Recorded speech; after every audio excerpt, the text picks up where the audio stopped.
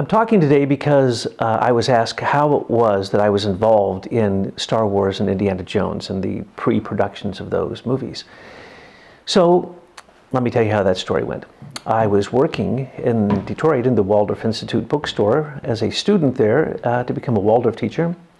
And my boss took his head in and said, "Come with me," took me into a room where I met Marcia Lucas and 3 other students, and there's also a story about that, which I've written, which is available. But the point is that I got involved in this think tank to look at a screenplay that George Lucas had created called Star Wars.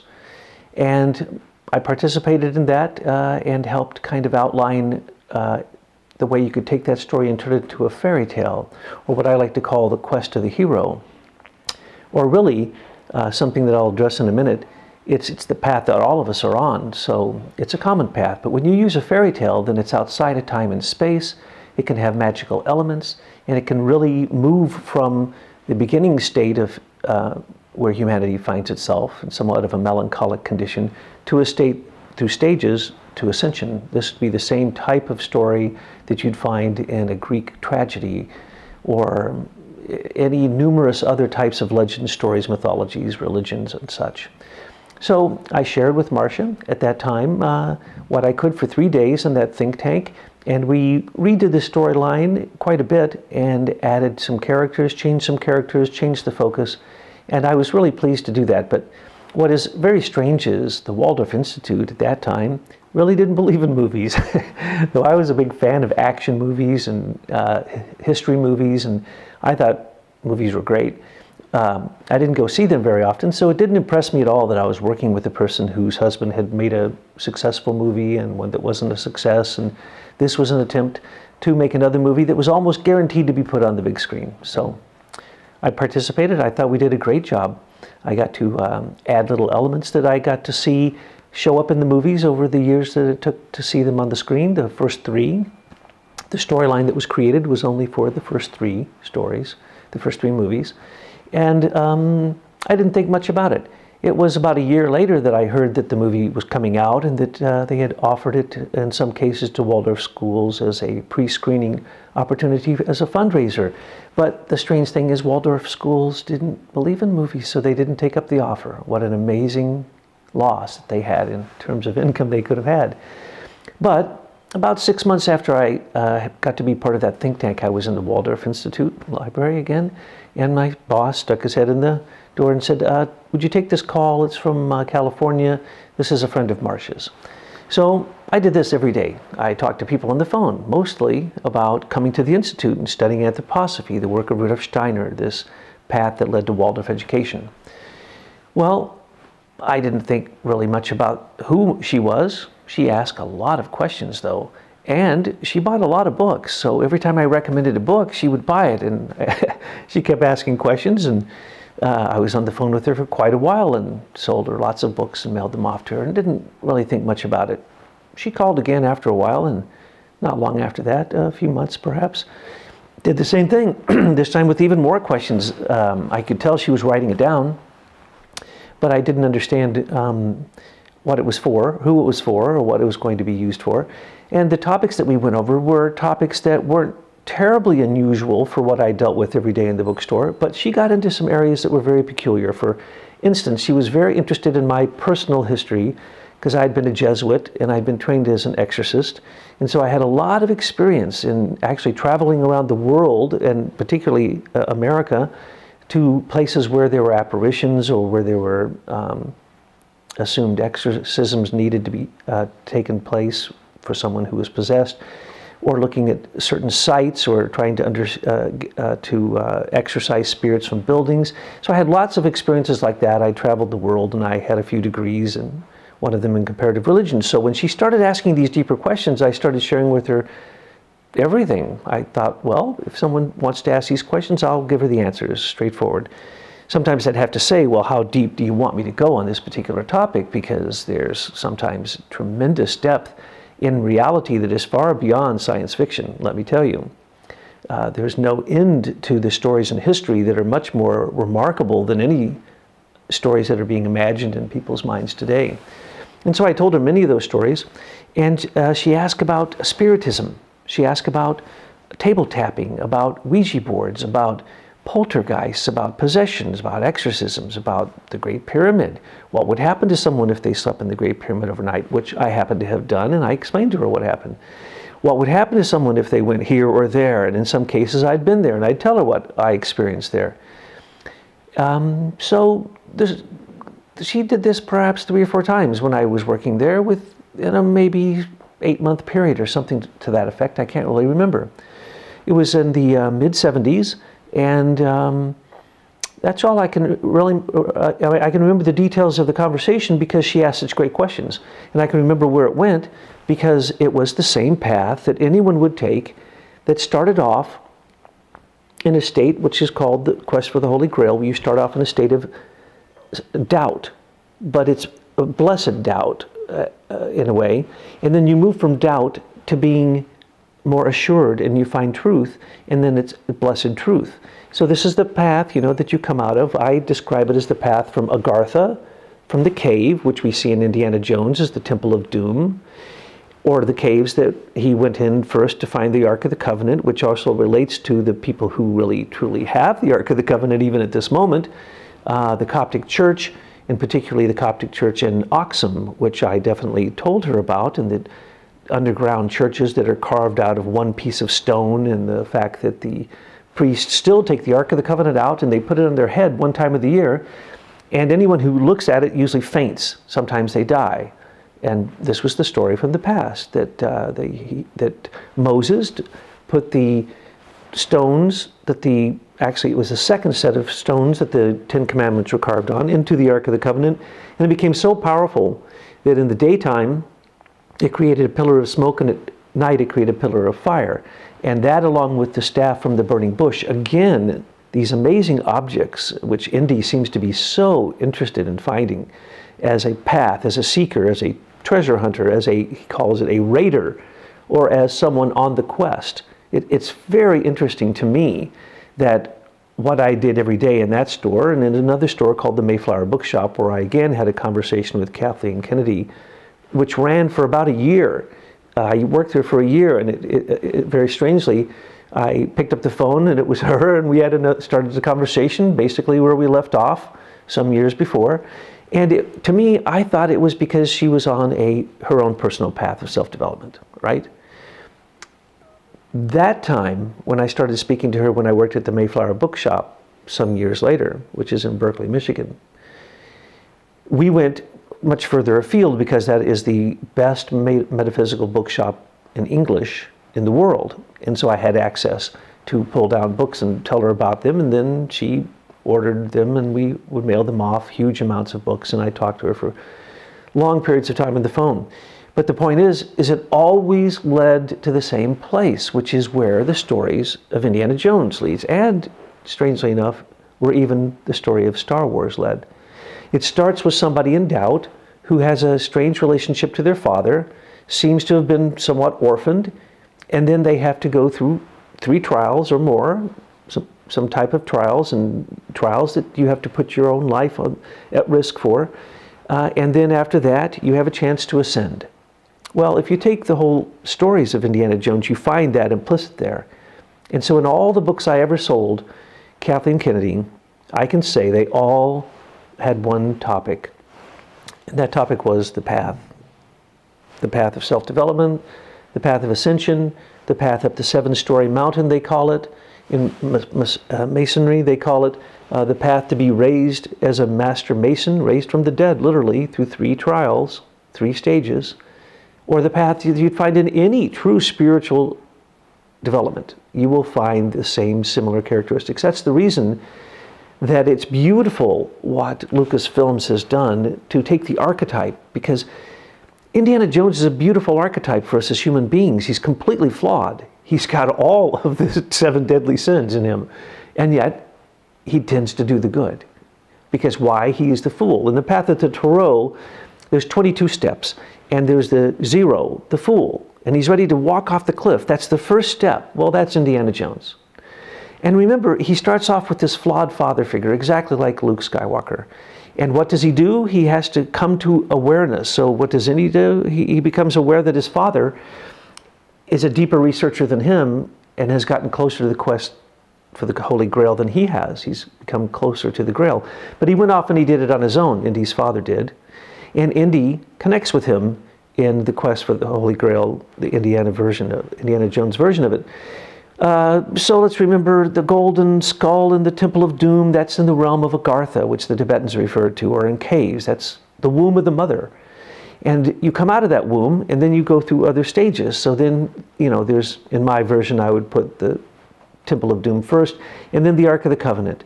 What is the Ark of the Covenant? Magical thinking, magical doing. It's animism come alive. It's a flaming bush that becomes his staff that does more magic than anyone. It's Ark of the Covenant that has power to completely lay waste to other armies and to give them what they need to live in the desert for 40 years. But Indiana Jones is like Moses. Moses doesn't get to go into the promised land, right? He reaches the land of milk and honey, and then he takes his staff and he strikes the stone improperly, and therefore he doesn't get to enter. So Indiana Jones in the fourth movie, yes, he does a favor to these lovely Atlantean aliens who came by returning the skull to what I called in the story I gave Kathleen Kennedy, which I wrote myself, called Sunseed, that Indiana Jones was supposed to be returning to his own group of 12, not returning the crystal skull, one of the 12 crystal skulls of Atlantis, to this underground cave in South America, which was to be the solar ark, and then it flies into the sun. But in this case, it's an alien, it flies off, and Indiana Jones is standing there waiting for his next adventure. I think that's great, because as you guys have asked me to put in my 2 cents, where would the movie go next? Well, there's only one place, Shambhala. I mean, there's stages in between. There's many stories you can have between now and then, but in the end, he's got to go from the caves into the realm of the etheric, into the rarefied realms of self-development. One could call it the soul meets the spirit. So Indiana Jones has this soul that he's been purifying, but it's not purified yet enough to meet his own spirit. And when he does, that's when the female element will come in. I believe that's what's happened now in the new Star Wars movie. The female element has come in, and this is the redemption of it. Because it's only by going back to the mother from whom you were born in this womb of darkness, back into her arms again, that you're going to fulfill the quest. Now, Indiana Jones, one thing that I loved the most was that in the quest for the Grail, they did, I said, look, I'm happy to give you all the stories you want. But what you need to understand is, things are not spirit. There is no Holy Grail physically. There's things that represent it. People believe in this. Their belief causes it to be holy. But in the end, there is no Holy Grail. The Holy Grail is in the etheric, physically. It's in an etheric realm. It's in a realm of light. It's in a realm that circles the earth. It's in each of us. It's in each of our hearts. So whatever you consider the Holy Grail to be, that is what it is. But in the story, they asked me to summarize it. So right before she left the Mayflower Bookshop, when she came to visit Robert Thibodeau and myself, after a year talking to us on the phone, talking to me particularly, but I think she talked to Robert a few times, and certainly she had a chance to talk with him a lot when she was there. So she came, and right before she left, I told her 2 stories. She kept saying, in all this you've told me, in all this time, you've never given me something that's simple enough for us to put on the screen. So I told her 2 short stories, one called Sunseed, which became, I believe, the 4th movie, and one which was a fairy tale version of the Holy Grail. And that's pretty much what they put into the quest, but they honored me in making sure that the Grail fell into a earthquake, fell into the core of the earth, because that's really where the Grail is now. It's in Mother Earth's arms. That's who cradles us in our life and gives us life. The Grail is in the earth, and it's burgeoning forth, and it's in our heart, and it's burgeoning forth. So that part they got, and that I loved about all of the movies the best, because why Indiana Jones gave up drinking from that chalice himself to give it to his father, who he was somewhat estranged from, to rectify that very ancient Greek tradition of son kills father, instead of, as we saw with Luke and Darth Vader, But as we see with Indy and his father, he saves his life selflessly. And that's the pure fool in Indiana Jones. That's why he is represented so beautifully, in my opinion. He represents Loki in the Norse myths. He's a mischief maker, but he's the light bringer. He's the fire bringer. He's the Prometheus. He's really the Hercules who was based upon a female called Psyche, who married Eros, who we call Cupid. She was raised into heaven and had his child, Joy. So that's what the human is supposed to follow, is the path of the heroine. As Joseph Campbell said in his last years, I would take all the books I ever wrote, the Face of 1,000 Heroes, The Path of the Hero, all the books on heroes, and I change it to heroine. So read his last book, Goddesses. Corrects everything he ever said. And many say that that's where Star Wars and Indiana Jones came from. We've heard George Lucas say no on that point. And I don't think that's quite right. I think it's an amalgamation of all things. I think it was the path, to be quite frank, of George Lucas, Steven Spielberg, and Kathleen Kennedy, and Marcia Lucas, as they went on their own path of spiritual development. And they reached out and pulled all the great sources they could. But one thing I do want to say is, don't believe that objects bring spiritual reality. For instance, what is this? I say to people in the classes I teach, because I'm a professor, do you believe in unicorns? And they all say no, and they laugh, and then they all debate, and then some say, well, they did exist, and the whales used to be wolves, and the wolves used to have tusks, and that those tusks were... Yeah, that's all true. But there are unicorn whales, and people seem to forget that, called narwhals, right? These were held most sacred by the Inuit Indian, and when they made them into a flute, they said they could use that power to transform ice into any shape they wanted through the sound of the unicorn horn. Very interesting. So does that mean we should go get these? No. Does that mean we can play them and do the magic they did in the past with them? No. Can we build an Ark of the Covenant? Yes. It was an orgone energy device. Wilhelm Reich taught us how to do that. We can build something that does the same thing the Ark did. Can we find a burning bush and get a staff from it? Can we have a rod of Aaron? Can we chase down truly the 12 crystal skulls of the Toltecs? Can we get the Shiva stones? Can we get the crystal stones of Atlantis? What is the point? The point is that if you get them, you should use them to develop yourself on the spiritual path. Do you need them? No, you do not. I spent the first good part of my life and a lot of money traveling to every sacred site that I could, because I was clairvoyant. I could see what was there. I could wrestle with the demons and put them to sleep, or I could awaken the spirits and help participate every other clairvoyant who ever came there to do the same thing, whether they're priest, goddess, whatever. That's neither here nor there. The point is that I spent my time doing that, and it was, in the end, I found a complete waste of time. I came to where I had reincarnated from. I actually got things handed to me that were from a previous incarnation. I've found my own crypt with my own body still hermetically sealed in it. What does that mean? So you spend the night in the Great Pyramid. What does that mean? Does it do you any good? Did it do Hitler any good? Do you know why Hitler went to the Great Pyramid? And this was one of the first things I told Kathleen, because for some reason she also asked about the dark path. And there is a dark path, and I gave her examples. I say the light path was, there were a number of examples I gave her, but in terms of the dark path, there was the East India Company and Sir Francis Burton, Sir Richard Francis Burton, who was a captain, he went in and he went into the sacred places of India, of Islam, and he basically, in some cases, simply stole the most sacred things and brought them back and sold them to others.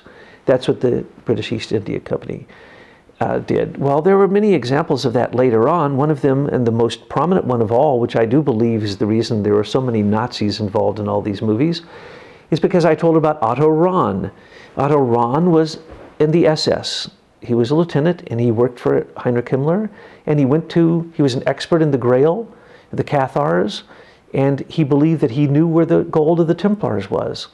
He was given full reign to travel the whole world gathering artifacts with the power of the SS. Imagine.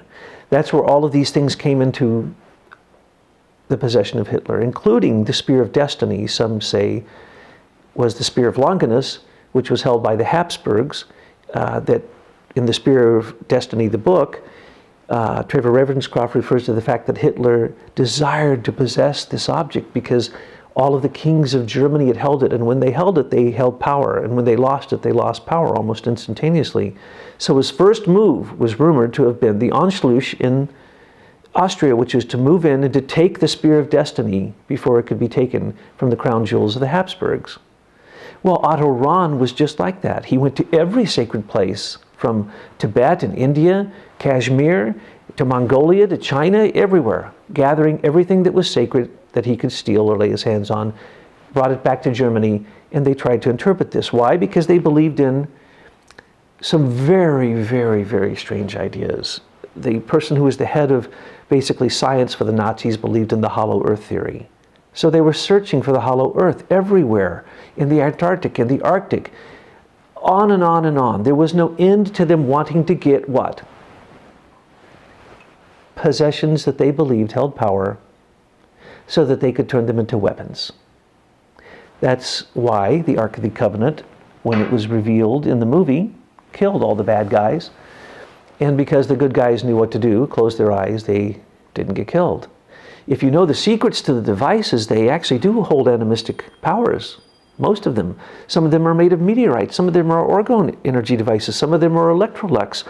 They do all kinds of things. There's all kinds of these types of things throughout the earth. But when it comes down to it, whether it be architecture, painting, sculpture, one of the most sacred sculptures in St. Peter's is of St. Michael. Look at his shield. It is a meteorite that has been pounded out. Look at St. Michael at St. Saint-Michel in France. And the top of the church is a 27-foot tall Michael. What is he holding? A small shield. Why is it small? That's as far as they could hammer the meteorite out.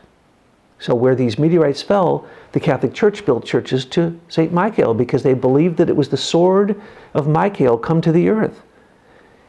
In Indonesia, they believe meteorites are living beings. And to this very day, they do wondrous things far beyond science's understanding with these meteorites in terms of being impervious to their heat and what they can do with them. So, as we look at all of these things, anything I told Kathleen Kennedy or Marcia Lucas, I would tell anyone who called me on the phone. Talk about your spiritual path and answer your questions. Because why? It is those questions that create the path. Quest, it's questions. If you have no questions, you have no path. If you have no path, you have no future. So don't get stuck with objects in the past. Look at your future. Your future is an angel. You are an angel coming to yourself through your guardian angel. And if you are on the path, it doesn't matter that you travel to these places or hold or touch these objects or believe in them or in any sense of the word need them. You don't need anything except your own heart and the three parts of you. The past is the lower part, your physical body. The present is your soul. And the future is it's your thinking. So it's thinking, feeling, and willing. So it's your body, your soul, and your spirit. Your three parts, all active at one time. So anytime you're on the path, you know you're taking the right steps when all three come together, when there's intuition. So I would like to suggest to you guys that the Sun Monkey King, I spoke with her quite a bit about that, is one of the greatest topics that she could carry forward. But it's really not for the Western world. What is the Sun Monkey King? It's the quest. So when we go back to true stories, as Spielberg, I once heard him say when he received an award, we must remember as movie makers that we are storytellers. And that if we do not have a good story, we should not put it on the screen. So I wish them the best, and I'm glad you asked these questions, and I'm always happy to answer any questions you send along for us. Thank you so much.